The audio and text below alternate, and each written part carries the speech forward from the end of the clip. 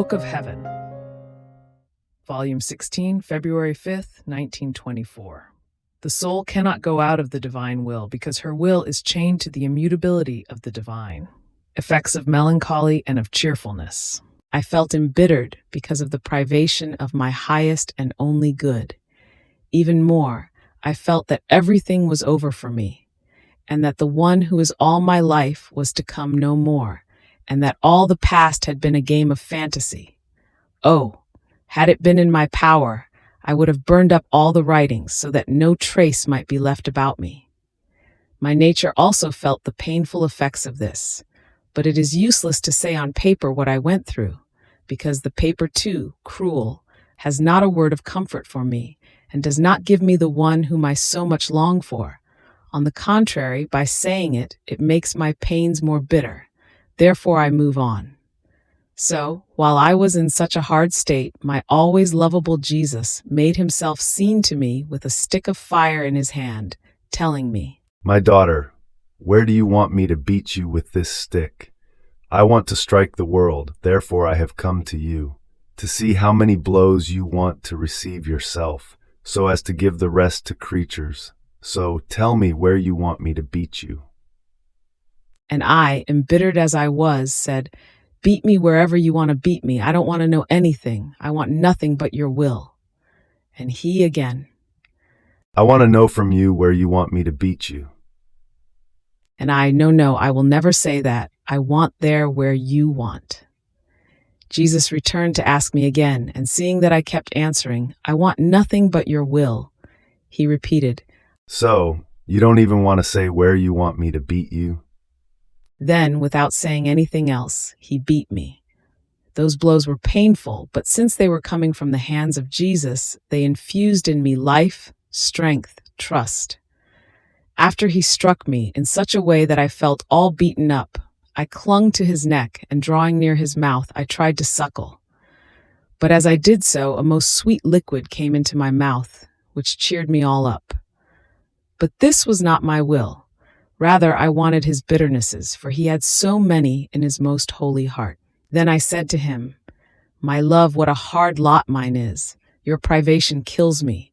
The fear that I might go out of your will crushes me. Tell me, where have I offended you? Why do you leave me? And even though you are with me now, it does not seem to me that you have come to stay with me like before, to be together, but in passing. Ah, how can I be without you, my life? You yourself tell me if I can." And while saying this, I burst into tears. And Jesus, pressing me to himself, told me, poor daughter of mine, courage. Your Jesus does not leave you. Nor should you fear that you might go out of my will, because your will is chained to the immutability of mine. At most, it might be thoughts, impressions that you will feel, but not true acts.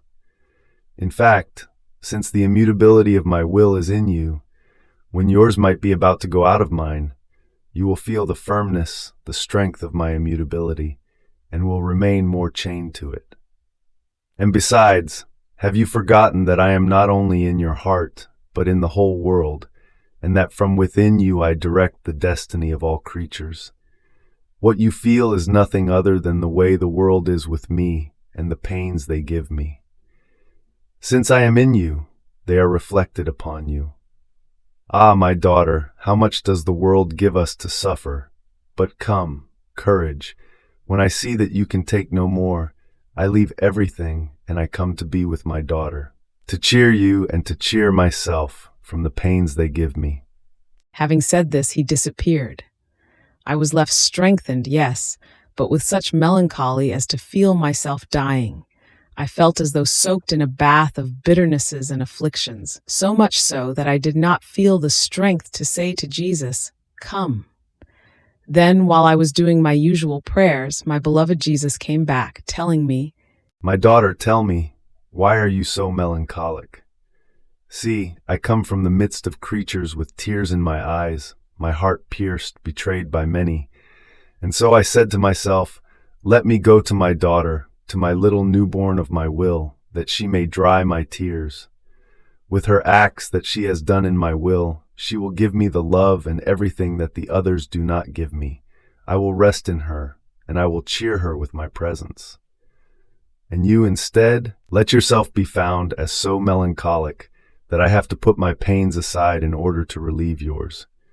Don't you know that cheerfulness for the soul is like fragrance for flowers, like condiment for foods, like the skin tone for people, like maturation for fruits, like the sun for plants?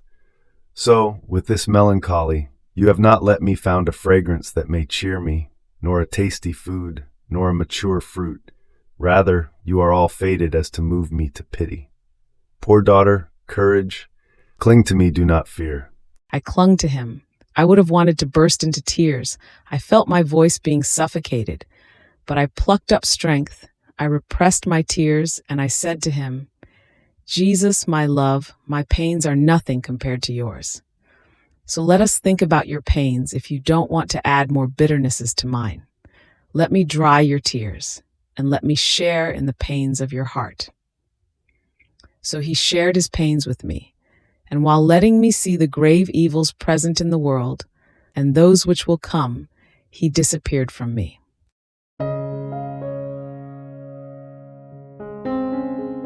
Thank you for being a part of our community here at Divine Will app. If you enjoy listening to Jesus's lessons on how to live in the divine will, please give this video a thumbs up. Your likes help us reach more souls yearning to live in the kingdom of the divine will. We'd love to hear your thoughts and reflections, so drop a comment below. Your insights not only enrich our community, but also inspire others on their spiritual journey. And don't forget to subscribe to our channel. By joining us, you're helping to spread the news of the kingdom of the divine will, so that together we can bring His kingdom to reign on earth as it is in heaven. In the divine will, always.